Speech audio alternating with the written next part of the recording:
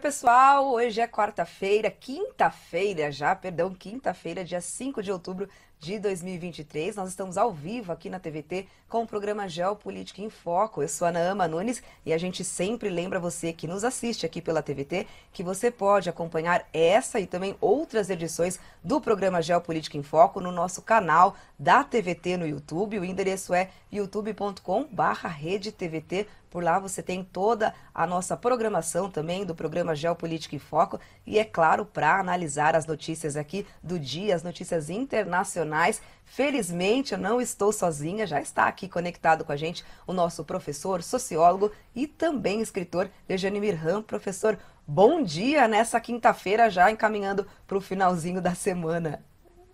Obrigado, bom dia, Naama, bom dia, queridos telespectadores. Hoje nós teremos efemérides, teremos muitas notícias da Europa, da Ásia. Hoje o programa está trepidante.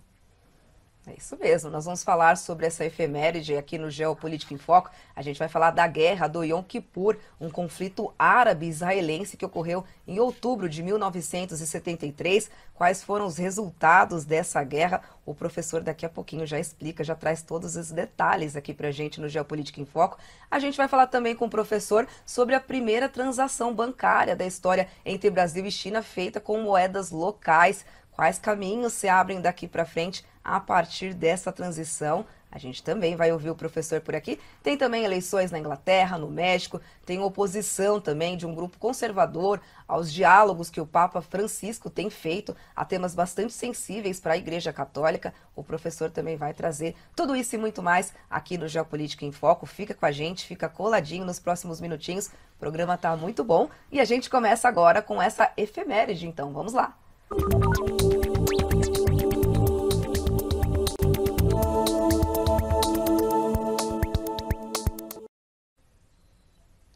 Professor, e a gente começa então falando sobre essa guerra do Yom Kippur no Oriente Médio, a guerra que teve início em 6 de outubro, né? E portanto amanhã aí marca essa data e terminou com a vitória de Israel e levou inclusive o Egito a reconhecer a existência do Estado de Israel. É isso, professor? Fala pra gente aqui desse contexto dessa guerra. Essa guerra é a quarta guerra desde maio de 1948. E é preciso reconhecer que Israel ganhou todas as guerras, não é? Essa foi a única que, digamos, por iniciativa dos árabes, Israel começou perdendo, mas depois ela conseguiu reverter e foi ali na região do Canal de Suez. Yom Kippur era o dia, o calendário judaico e o calendário muçulmano é um calendário lunar, ele é móvel. Então não tem comparação com o nosso dia, né? Mas o dia do Yom Kippur é o dia da purificação, expiação, você tem que estar em jejum o dia inteiro. É um dia, então, que o povo judeu, no mundo inteiro, os seguidores praticantes do judaísmo, e em especial Israel, eles estão tudo em casa, não fazem absolutamente nada, independente do dia da semana que cai. É quase que um feriado religioso. Os árabes, então, sabendo disso, eles tomaram a iniciativa do ataque, obtiveram certo sucesso nos primeiros dias, momentos, mas isso acabou sendo revertida. Então, 50 anos, a data certa é amanhã, dia 6. Estou falando hoje porque o programa de amanhã, tem o Fala Aí, Professor, é um programa mais curto, né? Então fica aí a efeméride redonda, 50 anos do início do Yom Kippur, da guerra do Yom Kippur. Cravado, então, aqui para os nossos telespectadores. Professor, e agora vamos falar sobre geopolítica mundial.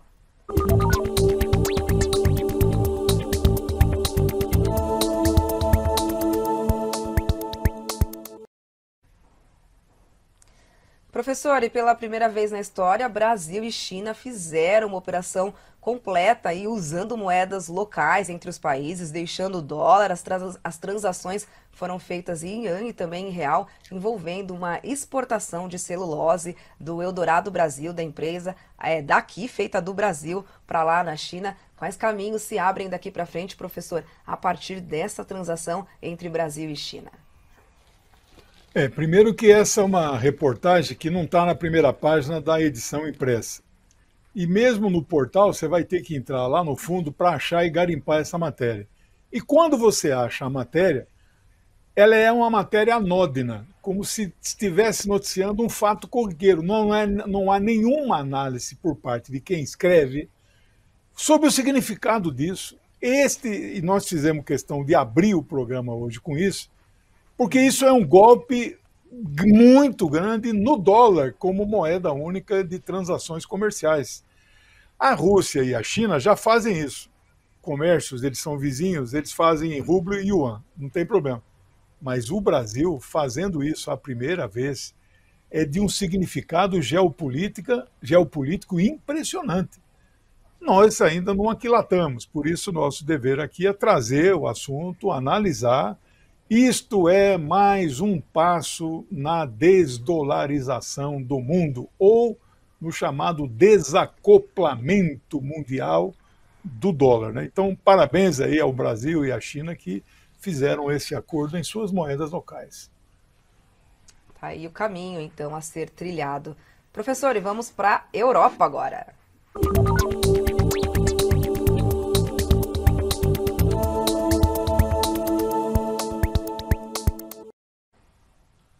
Professor, a gente fala agora aqui no Geopolítica em Foco sobre as eleições na Inglaterra que acontecem no ano que vem. A gente traz hoje aqui uma matéria do Le Monde discutindo, inclusive, a tendência da direita lá com os conservadores britânicos. Por lá o partido do primeiro-ministro do Sunak parece perder terreno e já parte aí para radicalizar o discurso sobre imigração, imposto, valores familiares também. Quais são os apontamentos que você traz para a gente da Inglaterra, analisando esse cenário político que deve acontecer lá, que vai acontecer o ano que vem, professor? Sim, na ordem de importância, porque a Inglaterra, apesar de não fazer parte mais da União Europeia, mas é parte da OTAN, a Inglaterra foi um país imperialista, né, que dominou muitas nações no mundo inteiro. A Índia eles dominaram 89 dias. Esse primeiro-ministro de extrema-direita, mas não diria assim que ele é um neofascista, mas é de extrema-direita, ele é filho de indiano. Na verdade, para a Índia, ele é indiano. Filho de indiano, nascido em qualquer lugar do mundo, é indiano. Ele é registrado em um consulado da Índia, porque o pai dele emigrou para a Inglaterra e não sabia que ele um dia viraria ministro. Então ele tem nacionalidade indiana. Mas eles não estão nem aí, se ele é indiano, se ele é inglês, se ele é português. Ele faz o jogo do imperialismo. E ele está preocupadíssimo. Esta convenção do Partido Conservador, que é um partido de direita, muito mais à direita do que hoje é o PP no Brasil. Não é um partido fascista, como o Vox na Espanha, mas é um partido de extrema-direita. Ele começou domingo, acabou ontem a convenção. Ele está preocupadíssimo, porque tem eleição ano que vem, e eleição em sistema parlamentar elege parlamentar por 4 anos. Havendo crise, você troca o primeiro-ministro, mas não troca o parlamento. Então, nesses 4 anos, até o ano que vem, vai ter passado 3 primeiros ministros lá. E ele, então, acha que vai ficar até o ano que vem, se não houver uma nova crise, ele está candidatíssimo à reeleição. Mas as pesquisas mostram que a oposição trabalhista, que não é nem sequer centro-esquerda, vamos usar o termo assim, um partido meramente progressista, está 15 pontos na frente do Partido Conservador. Então, ele está fazendo ali propostas para ser mais à direita ainda, para ver se ganha uma parcela do eleitorado muito conservador da Inglaterra. Está patinando e vai buscar aí essa radicalização com o discurso. Professor, e mais notícias aqui da Europa, a Alemanha agora. A Alemanha vive ali, né, uma onda de protestos, milhares de pessoas estão realizando protestos antigovernamentais por lá, expressando inclusive aqui o seu descontentamento com as políticas do governo sobre a economia do país e também sobre a postura da Alemanha com a Ucrânia, com a guerra da Ucrânia. Nesse contexto também médicos e os demais profissionais de saúde também realizaram greve, protesto por lá também. Os protestos inclusive coincidem com o Dia da Unidade Nacional da Alemanha, e eles dizem que não tem motivos para comemorar essa data por lá. É isso mesmo, professora? Você vê que quando o Google traduz para o português, ele traduziu para o português de Portugal. Estão a Uhum, matar-nos. uhum. Nós diríamos no gerúndio, estão nos matando, né? Está matando. Mas eu trouxe essa Isso. matéria, ainda não pode dizer que está generalizado na Europa a luta anti-guerra. Uhum, Eu participei ativamente em 2003, janeiro, fevereiro e março, antes da invasão do Iraque, a segunda invasão pelo Bush filho. Eu participei uhum. ativamente de comitês contra a guerra. O mundo inteiro fez manifestações. 10 de fevereiro e 15 de março. A invasão foi 23. Nós não conseguimos barrar a invasão. Eram impressionantes, milhões no mundo inteiro, nas capitais. Este movimento na Europa ainda não se faz sentir. O povo ainda está anestesiado, os meios de comunicação todos vestiram a farda, vestiram o uniforme de campanha, de camuflagem, jornalista. Eles falam uma linguagem única nos meios de comunicação e isso afeta o grau de consciência das pessoas que ficam achando que a guerra é uma coisa boa e que a Ucrânia vai sim dar uma surra na Rússia, etc, etc. Então, parabéns aí a esta parcela do povo alemão que começa a se levantar e protestar contra esta guerra. Isso aí, professor. Professor, e agora vamos falar sobre a Igreja Católica. O jornal New York Times publicou matéria abordando o descontentamento de um grupo pequeno da Igreja Católica, liderado pelo cardeal aqui, Raymond Léo Burke. Este grupo, ele é contra as decisões que vêm sendo tomadas pelo Papa Francisco no que diz respeito a temas sensíveis à Igreja, como, por exemplo, a bênção da união entre pessoas do mesmo sexo. O Papa Francisco tem feito esse diálogo, tem dado essa bênção a essas pessoas. Como é que você tem acompanhado essas discussões envolvendo esses grupos católicos, professor? Acompanhado apreensivo, eu que não tenho religião, mas eu acompanho o papado de Francisco, que está sob ataque da direita católica mundial. Não, a extrema-direita, os fascistas do mundo inteiro, que se dizem católicos, como se fosse possível ser cristão e ser fascista. Né? Ele, a prioridade dele, aquele Steve Bannon, que foi assessor do Trump, ele faz campanha mundial para derrubar o Papa Francisco. Eu não conheço a história em detalhe de todos os papas, mas houve alguns que de fato caíram ou renunciaram. Né? Agora, esse Papa é muito progressista, não pode-se dizer que é um Papa de esquerda, mas ele está tentando fazer mudanças nessa estrutura milenar. Então, talvez a instituição mais antiga da humanidade. Uhum. E aí tem uma luta interna. E deixa eu explicar o que é o sínodo dos bispos. Sínodo é uma reunião que pode ser convocada, por exemplo, por um bispo que chama todos os padres da cidade ou que chama os fiéis. Este é um sínodo dos bispos do mundo inteiro. Não confundir com concílio. Concílio é uma coisa que delibera. Alguns estão dizendo que isto pode ser semelhante a um concílio e que seria o Concílio Vaticano III, porque o Concílio Vaticano II fez, de fato, mudanças muito importantes na Igreja, tirou o latim, o Papa rezava, o padre rezava de costas para os fiéis, então mudou muita coisa. Agora, quais são Uhum. as polêmicas daí? As polêmicas daí que ele quer ver como as mulheres participam mais, não sei ainda se vai chegar a elas serem ordenadas, né? Padre não pode ser, vai ter que inventar um outro nome, não é? Porque se for freira, freira não celebra a missa. Né? Então, se as mulheres tiverem o mesmo direito dos padres, vamos ver que nome eles vão encontrar, mas elas poderão ser ordenadas, não é? Mas não vai chegar nesse ponto. Mas ele quer que, por exemplo, casamentos de pessoas do mesmo sexo possam ser abençoados, pelo menos. Não é? Então, ele está. Isso é muita polêmica, mas pelo que eu li na reportagem, ele está com maioria para dar alguns passos, ainda que tímidos, no sentido do progresso. Né? E a gente vai acompanhar com certeza todas essas discussões envolvendo os membros da Igreja Católica. Professor, fechando aqui a nossa rodada sobre as notícias vindas da Europa, a gente vai agora para a América do Norte.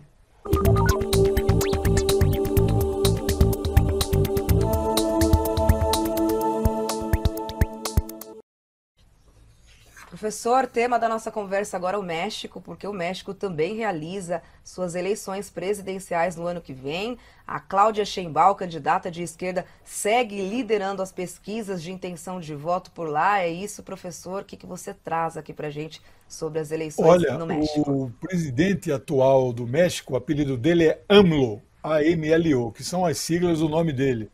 Andrés Manuel López Obrador, né? Obrador de trabalhador, de operário, né? Uhum. Ele é um cara muito progressista, eu diria que ele pode receber a classificação, ele é no mínimo de centro-esquerda. Está fazendo um bom governo e a candidata que ele apoia, do partido dele, chamado Partido Morena, abriu 20 pontos percentuais em relação à segunda candidata. Ela deve, então, ser eleita presidente do México. A data exata ela é uma data móvel, é 2024, mas o limite é até junho, que tem que tomar posse a nova presidente. E o que é importante registrar nessa reportagem, mesmo ela estando 20 pontos à frente, eu que acompanho política internacional há 50 anos, eu não conheço nenhum caso de que a primeira e a segunda colocada nas pesquisas são mulheres. Então a concorrente dela diretamente não é um homem, é uma mulher. E ela está 20 pontos na frente, elas se respeitam, né? São pessoas, né, civilizadas, diplomáticas.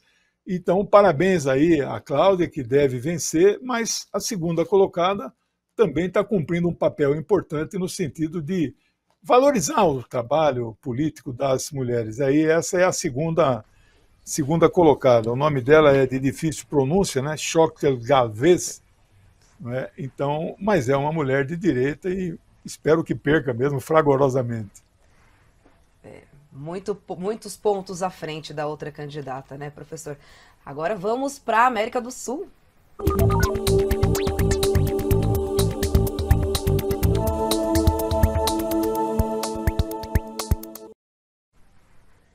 Professor, e anúncio aqui do Equador, o Equador confirmou que tropas dos Estados Unidos vão realizar operações de curto prazo no seu território. O presidente do Equador, Guilherme Lasso, disse que busca estabelecer o que há de mais próximo com um Plano Colômbia. O que é esse Plano Colômbia?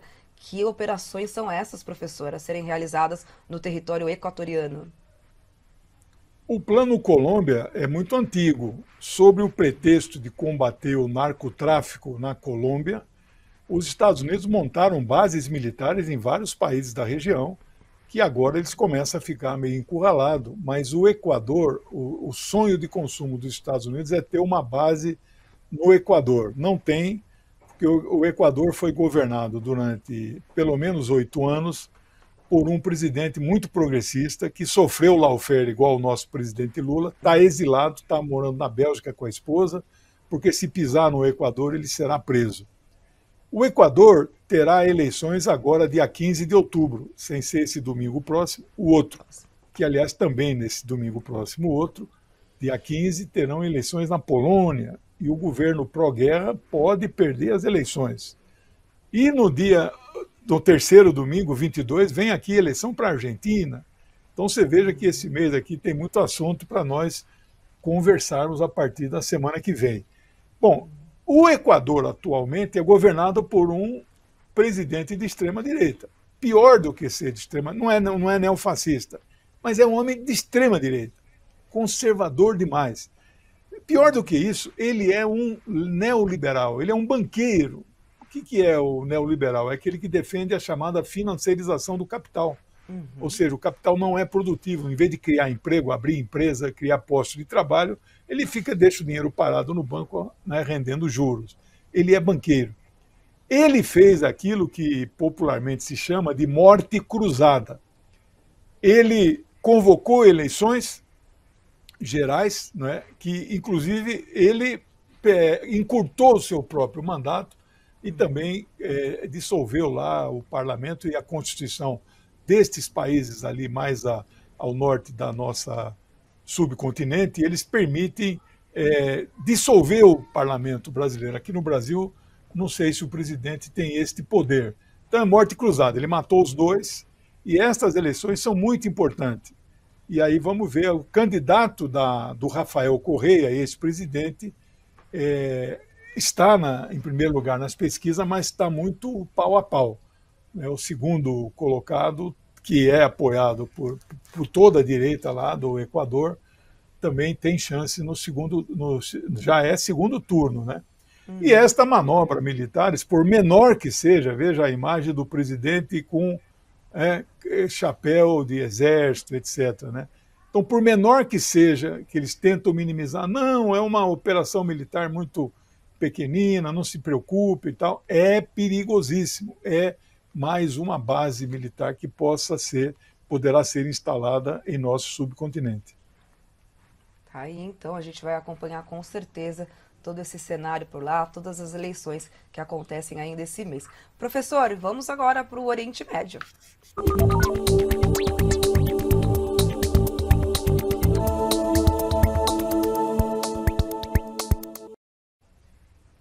Professor, e os mísseis, então, de Hezbollah aparecem no Oriente Médio como uma grande ameaça estratégica. Israel estima que 2.000 seja o número de mísseis que Hezbollah lançaria em um ataque. Quais são os riscos desses mísseis? Quais são os perigos que eles oferecem na região, professor? Eu torço para Israel não invadir o Líbano, porque ela já fez várias vezes no passado. Se isso acontecesse hoje, o Hezbollah é um típico de um partido político que tem deputado, que tem ministério, mas tem também um braço armado. E não é inédito na história. Na Irlanda, lá o Sinn Féin tinha o exército republicano irlandês, o Irish Republic Army. O partido do Mandela, o CNA, tinha um braço armado chamado, na língua Zulu, Umkhonto we Sizwe. E o Mandela, pessoalmente, era o comandante da luta armada. Então, no Líbano, nós sabemos que, historicamente, o Líbano tem um exército muito limitado. Até por exigências de Israel, a capacidade militar ofensiva do Líbano é muito reduzida. Eles têm restrições de comprar algum tipo de armamento, coisa que o Hezbollah não segue essas regras, né?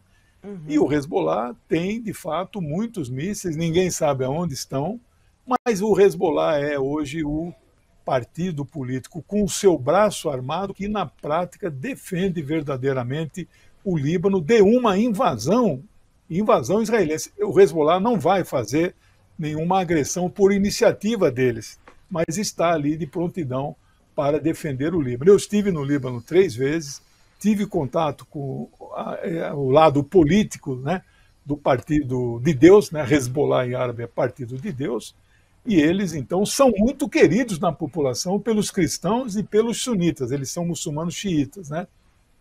A população, de um modo geral, sabe que quem protege, quem defende o Líbano é o Hezbollah. Então, pela primeira vez, assim, um general, mesmo que seja um general da reserva, ele deu uma declaração reconhecendo o poder dos mísseis do Hezbollah, que é inimigo, basicamente, de Israel, né? Tá certo. Professor, a gente tem uns minutinhos finais aqui no programa Geopolítica em Foco, mas a gente tem bastante participação hoje dos nossos internautas no canal da TVT ali no YouTube. Tem uma pergunta do Márcio da Costa, ele que é do Juazeiro do Norte, lá no Ceará, audiência nossa lá no Ceará. Ele quer saber, professor, se essa crise do petróleo de 73 tem alguma relação com a guerra do Yom Kippur, professor. Não, eu não vejo uma relação direta, né? Ali tem a ver com a questão do canal de Suez, mas a crise do petróleo, né? O barril estava $2, $3, pulou para 12.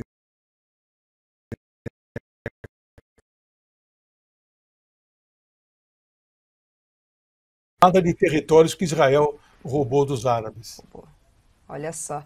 Tem mais perguntinhas por aqui, mas o nosso tempinho já vai, o programa que vai encaminhando para o final. E eu sempre lembro você que o professor Lejane Mirhan, ele tem sim um canal para falar com a gente, né? Uma relação aqui que a gente tem entre a gente da TVT, o professor Lejane Mirhan e você que nos acompanha. Tem o número do WhatsApp, então qualquer dúvida, sugestão, comentário específico que você queira que o professor traga aqui para a gente no programa Geopolítica em Foco, é só enviar aqui para a gente que amanhã ele vem com o quadro Fala Aí, Professor, com muitas notícias boas também, esclarecimentos importantes sobre a história, sobre as notícias internacionais. Professor, obrigada pela sua participação aqui hoje, Obrigado. juntinhos novamente. Até amanhã. Até amanhã. Amanhã a gente volta em ponto, às 10h30, aqui na TVT, com o programa Geopolítica em Foco e também com o quadro Fala Aí, Professor. Você não pode perder, tá imperdível a edição de amanhã. Tchau, tchau.